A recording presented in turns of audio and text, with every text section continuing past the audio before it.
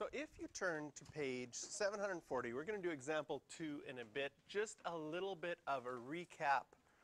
What we've noticed so far is that Pascal's triangle and so on, those numbers show up when we do an expansion of a binomial. In fact, if we had x plus y to the end and we wanted to expand it, a couple of things that we would notice.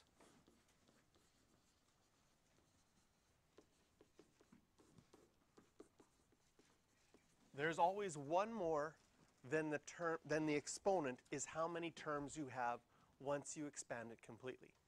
And the numbers in front, if I highlight them, this n choose 0, n choose 1, n choose 2, all the way up to n choose n, those just come from Pascal's triangle.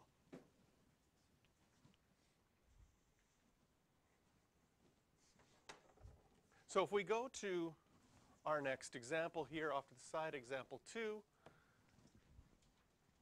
and we want to expand and simplify this completely, the first thing you would look at is the exponent. The exponent is 3, so we know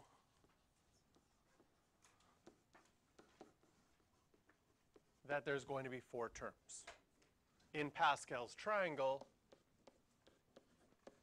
we have to go to the 4th row to get 4 numbers.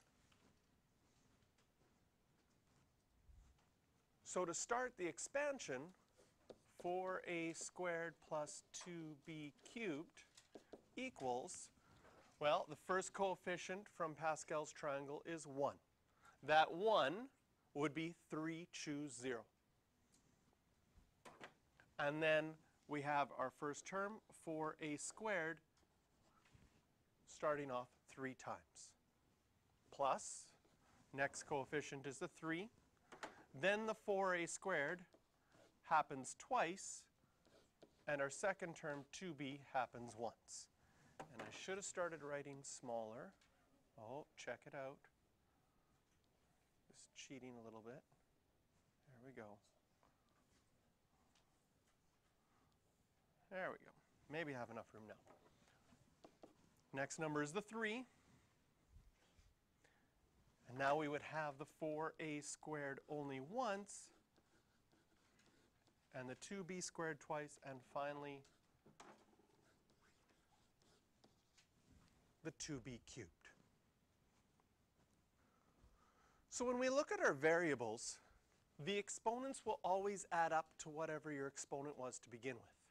Like in the second term here, you've got an exponent of 2 and an exponent of 1. That adds up to 3.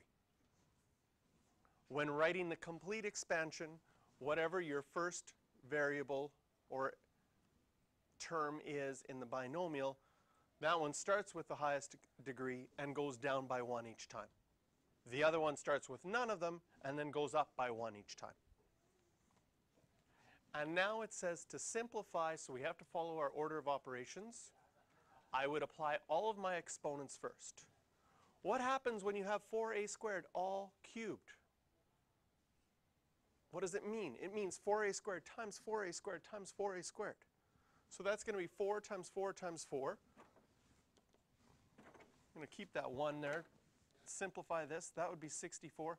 What happens if you do a squared cubed? What's your power to a power rule? You multiply them. If you forget your power to a power rule, just think about what it means. I would have a squared, a squared, a squared 3 times. How many a's would that be? A. There would be 6 of them.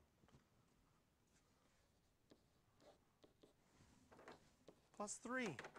This one has an exponent, so I will simplify that one. That one doesn't have an exponent. This one does. 4b squared plus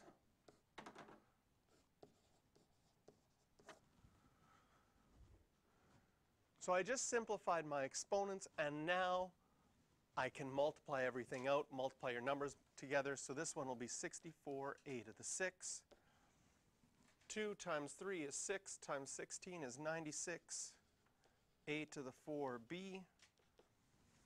16 times 3 is 48. A squared b squared plus 8b cubed.